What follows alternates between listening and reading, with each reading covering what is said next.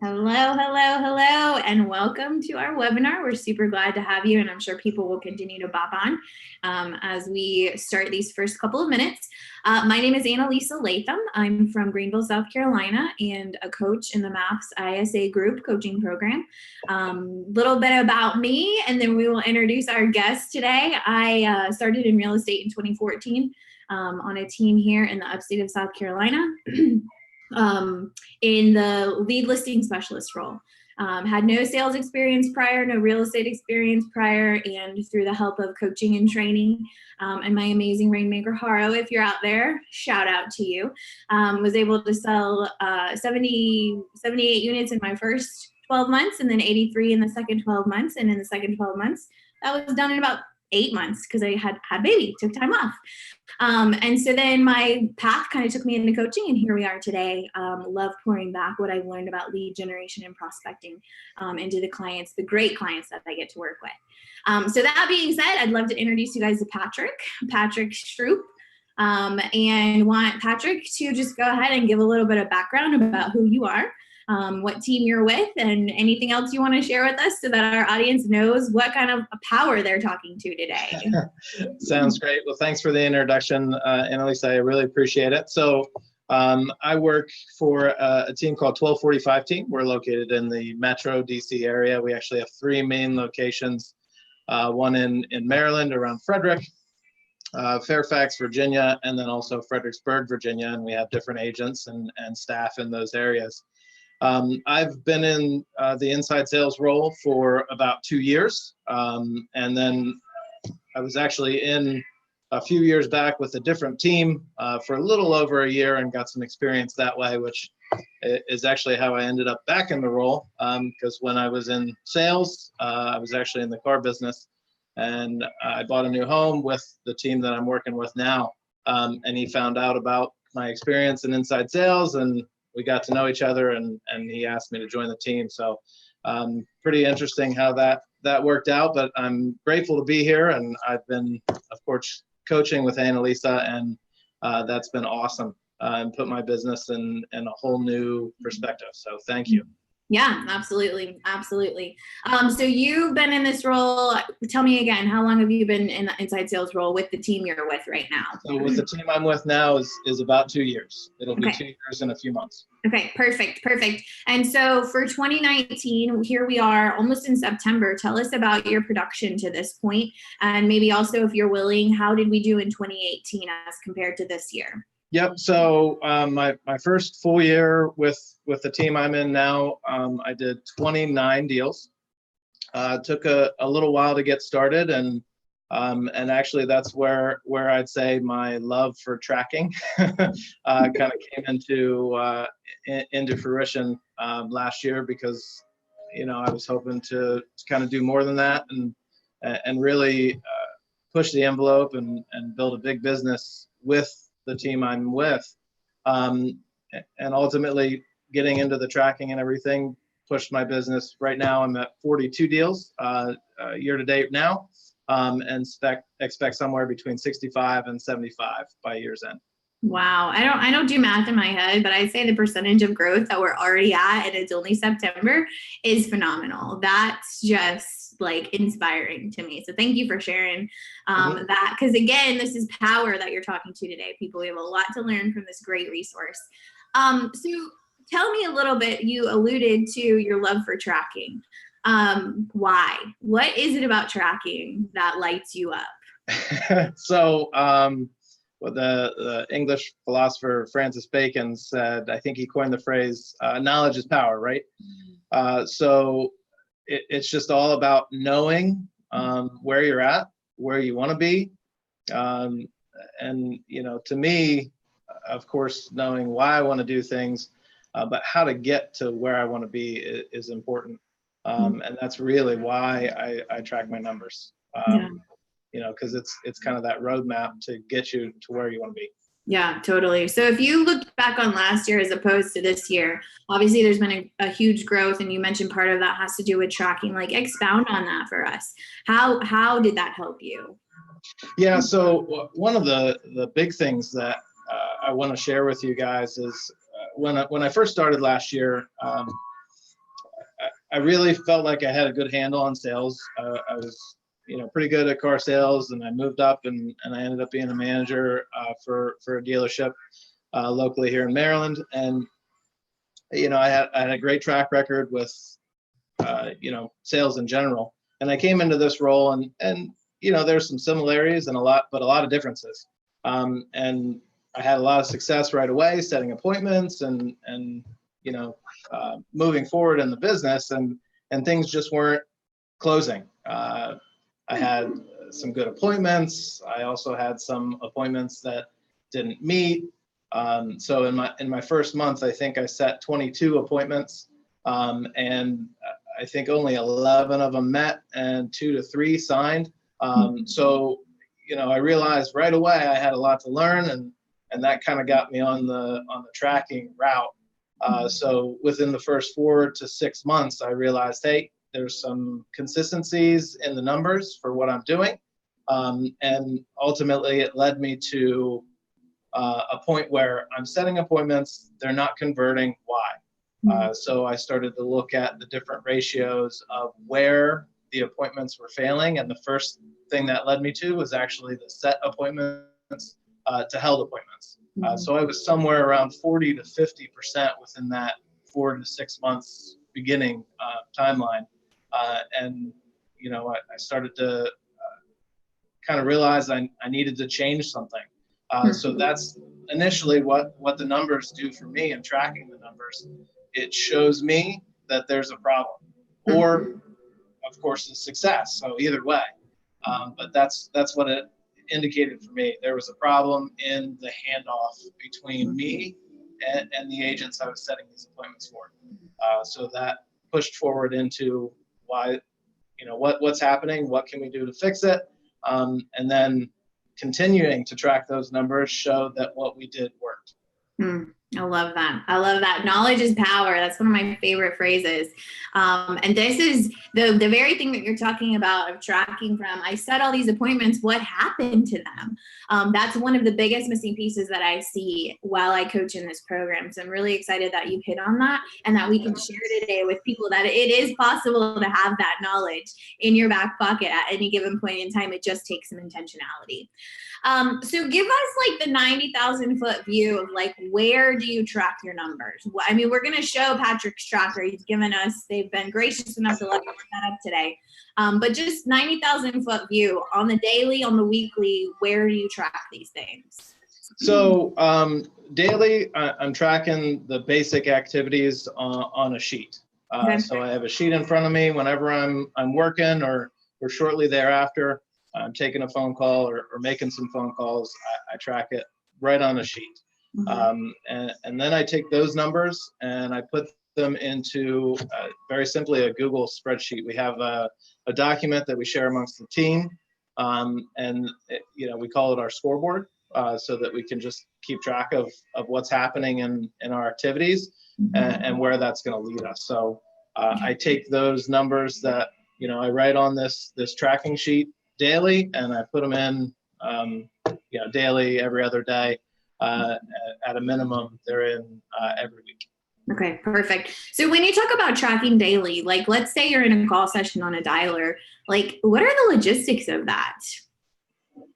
It's pretty simple. I mean, when I'm on a dialer, the dialer keeps track of it, but by the time I'm done with the dial session, I'm writing it right on the sheet that's in front of me. I mean, I have it with me. I have it next to me.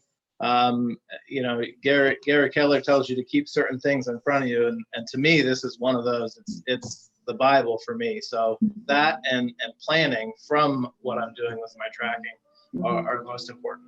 Yeah, I love that. I love that. Okay, so I'm going to screen share here and we're going to look at Patrick's scoreboard. And while I make that happen, keep in mind, if you do have questions, pop them in the chat box and we'll get to them as we are able. So here we go, jumping into, this is what Patrick's tracker looks like. So Patrick, I would love it. You can see this on your screen, right? Yes. Okay, beautiful. So can you just walk us through what it is we're looking at here? Yeah, so this is actually a combination of my own creation and also my team leaders, Nate Johnson. He had this set up a little bit, and then I came in and I said, I need more information than you track, because that's just how I am. So I've kind of added this whole section to the right at the top. So down the left-hand column, it shows by day my calls and my contacts, my appointments set, and my nurtures as well. So anybody that's kind of raising their hand and telling me that they have something, some kind of real estate need here in the future. I track the numbers in the columns on the left, and that's where I input, and then everything will then convert on its own through formulas that I've set up along the top column. So it totals everything for each week, and then the total for the whole month on how many calls I made, how many people I talked to, how many appointments set, and then what you're seeing there in the slightly darker green is appointment held, set, nurtures, and everything that's signed throughout the month. And then a little bit farther over is tracking the conversion numbers. So that's telling me how many people, how many calls it takes to get to people. And I do that in the current month, for the entire year, and then for the prior 3 months, so that I can see, am I improving? Am I dropping? So I kind of know those numbers and where I need to go and where I need to be. Yeah. Okay, cool. So basically, if I can recap what Patrick said in my own words, like what we have over here is like the daily activities. And then they feed automatically up into this top category. Can you guys see my cursor, or am I just doing that? And nobody can see it. Okay. So across the top in the red bar, you see the column. So calls, talk to, appointment set, nurtures, and that all feeds in from what he's tracking, updating down here on the daily. And then over here, it feeds into totals. So from a coaching perspective, I pull this up every other week when I'm talking to Patrick, and I'm like, all right, are we on track for what I know these numbers are supposed to be? But one of the things that just lights me up about this tracker are the ratios that he was just explaining over here. Because all of the numbers of appointments held, appointment set, nurtures, like those are great to know. But how does that factor into what industry averages we know need to be happening? And how do we look at month over month or year over year? And that is where these percentages really, I think, the powerhouse to recognize, great. So our yearly rolling average is 4.37% of people we talk to appointments we've set. But this month we're at 4.7 or 7.4, sorry. So like my conversation is, Patrick, what are we doing? How do we keep that going? And that's why those percentages are so important, is to recognize the trends. Talk to us about this section where all these names are. What is all of that? So that actually goes into the top section as well, but these are the appointments that I set. So we keep track of all the appointments that were set by me, whether they met or not, where they came from, buyer, seller, who I set them for, what time frame they were set for, and then of course any notes or anything like that, and if they signed or not. So ultimately, each column is just something different. You have the names and the source and the buyer or seller, and then you're tracking whether they met, and then whether they signed or not, and that filters in whatever your input there filters into the top section to go into the equation as well. Okay, perfect. So I'm going to open a little bit of a can of worms right now, and we're not going to go too far down this path because it could be a whole nother webinar in of itself. But what I heard you say is that somehow you get communication from your agents about who met and who signed. So just practically, what does that look like for you?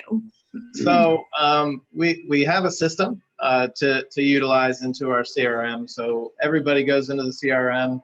And then there's requirements on both sides. So we have to have all of our notes in there, and the appointment, it's all tracked through the CRM. And then we get input from the agent that way. Some of my agents are awesome and will text right after the appointment and tell me what happened. Sometimes I have to chase them down a little bit. It just depends on, where they're at and if they're busy or not. But I can't stress enough how important it is to know what happened on that appointment, because ultimately it's teamwork and we're in it together. And this was a real struggle for me to start, because I had to get to know the agents that we were working with, and I was setting the appointments for, and basically share with them how important it was for me, because it's difficult when you set an appointment and that appointment happens, and then 2 or 3 days go by and you don't know, like, did they sign, or are they thinking about it? Are they, so it's really important to chase down the agent if they're not telling you right away. And ultimately that put us in the right position. So as I was chasing the agent, they started to get the idea, and then they would text me right away. Wow. Wow. Okay. So basically, if I could recap that, what I heard was Patrick did a heck of a lot of work to get his agents to give him information. And then as he did that hard work, they started to realize, oh, Patrick's going to come and ask me about this stuff, so maybe I should give it to him. Would you say that's fair? Yeah, I'd say that's fair. And it did take a while, but yes, most of us are to that point. Yeah, I love that. I love that. So if you're an ISA out there and you're frustrated because you feel like your agents don't talk to you, it is systemic. It happens everywhere, and you get to choose what you're going to do about that. You can sit back and you can complain and moan, or you can just take the reins and do it yourselves. That's my encouragement on that piece. All right. So here we are, looking for some questions that you guys have put in. And while we do that, Patrick, talk to us a little bit about how the tracking system that you've set up, how does that actually help your team? I know it helps you, but how does it help the team? So ultimately, it's going to help the team in a bunch of different ways, but biggest, kind of by far the most important, I would say, is planning. Mm-hmm. So as our team is growing, we're transitioning from a agent prospecting driven team to an ISA team where majority of the appointments are coming from me and my team within the 1245 team. So that's going to help plan where we're going to go in the future. So being able to track, we then know, well, what can we expect based on this source, how many appointments can we expect from those sources, and how many signed contracts and agreements can we get at that point, and then how many closings are we going to get from that. So it helps us plan for the future, and what activities we need to boost to get more results. Yeah, I love that. Activities you need to boost to get the results. That's what tracking's about. If you're not tracking your numbers, we don't know where the missing links are. Is the message there. So we have a question here that we can kind of break down a little bit. Again, a can of worms here, but Patrick, in your words, what did you find was the issue or the missing link with the handoff between you and the agent? How did you solidify that process? So it was actually quite a long process, and I talked to a lot of other teams to get their input, and I highly recommend that you do the same. Because something that works for one team might not work quite the same way for another. But what we found on our team was essentially the handoff was the most important thing. And in my research, I heard another ISA say, the sprinting is really important, and you're passing a baton off. And if you drop the baton, everybody loses. And that's kind of the same scenario here. Like, you're passing this lead off. You've built rapport. You had a great connection with them. And then all of a sudden, some other person is showing up and they don't have the same connection. So what we did was start incorporating communication early. So within a 3-hour time frame, any appointment that we set, our agents were reaching out to and just saying hello. So they weren't meeting a stranger, and then the rapport that we built kind of rubbed off. And we found that the appointments set to help was then going from 40 to 50%, all the way up to a pretty solid 80% throughout the year this year.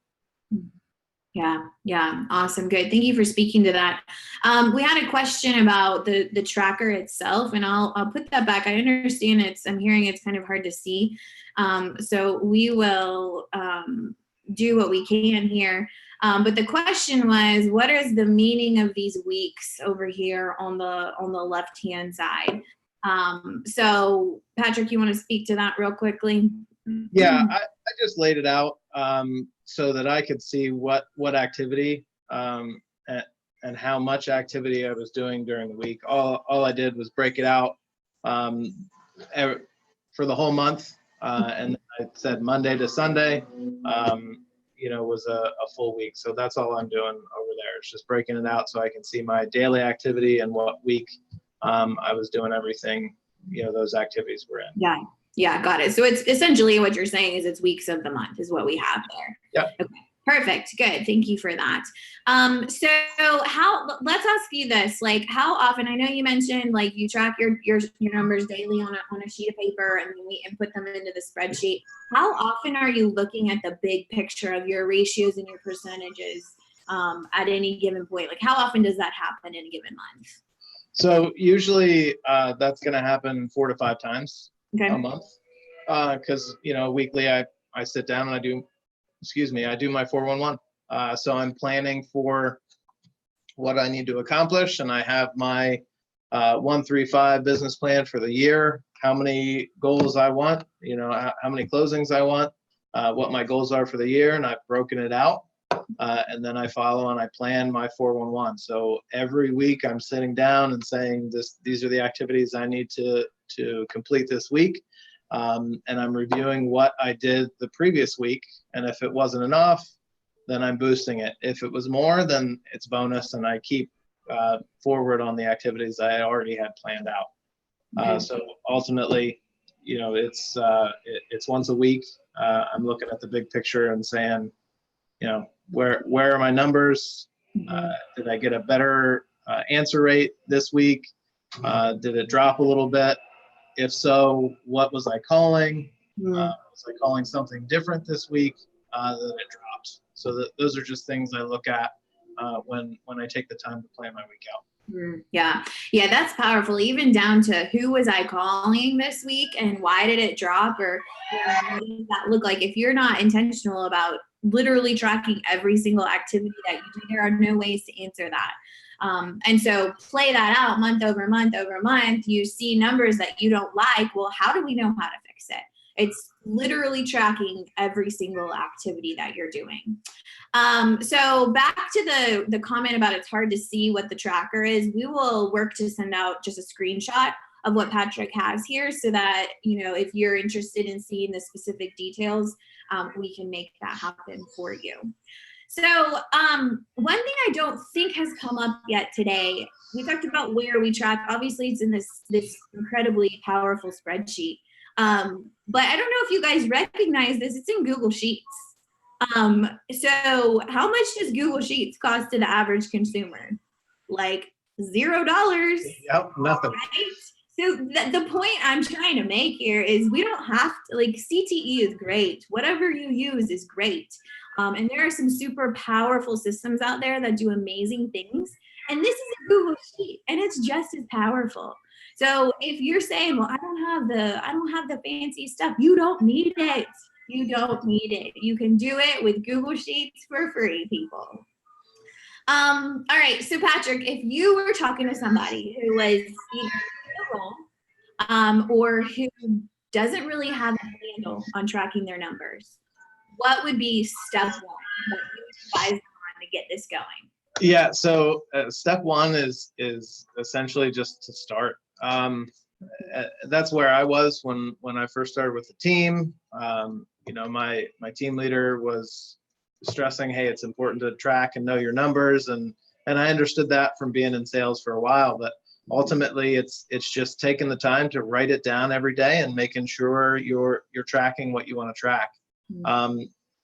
And reflection on those things is important as well. So as you're beginning to track, it's going to help you so that you can take a look at that and understand what's happening based on what you're tracking. And you can always add things or subtract them if they don't mean anything and they're wasting your time.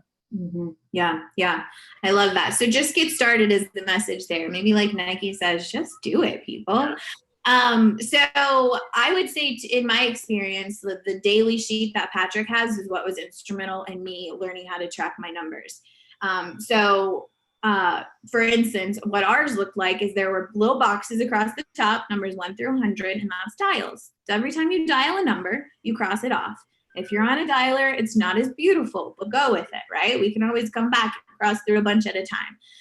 So literally every time I dialed, I crossed off a box. And then below that, there was a place where you just write out the last name of the contact that you're talking to. So you can literally see how many contacts am I getting. I'm super visual and I love to check boxes. So that really worked for me. Oftentimes I hear people who are like, that just seems like it would drain me. Okay, well, do you want to succeed at a high level? Figure it out. Maybe that's not the process for you, but figure it out because this is necessary in order for you to succeed. So put any last questions as we wrap up into the chat box. And while we wait for those, Patrick, if people want to reach you, can you give us just a high level, how do we find Patrick? So the best way is probably just to go ahead and email me. And you can email me at patrick@1245team.com. Perfect. I think we're going to get that into the chat box so everybody can see it there. Tell us one more time where you're from so that if anybody has referrals for your area, they know it's you're the man. Yes, please send me your referrals. It's DC metro area. So we handle DC, we handle Northern Virginia, we handle most of Maryland, and then also towards Fredericksburg, just above Richmond. Okay, perfect. Good. So pretty broad area there that Patrick can handle. And obviously, if you send them to him, he's going to convert it. We've seen that from his numbers. So send all the love to him with those referrals. If you have further questions or want to talk to a coach, you can visit our website, isamapscoaching.com. And there's a button there. I think we're going to get it in the chat box as well. It says talk to a coach. Fill that out. We'll be happy to answer any additional questions today. Patrick, I really, really appreciate your time here today. Thank you for giving us a high-level overview of what you're doing and the things that have helped you to succeed. It's a pleasure to work with you, and I hope that everyone watching has a great rest of your day, and we look forward to hearing from you soon. Thanks. Thanks so much for having me. Yep.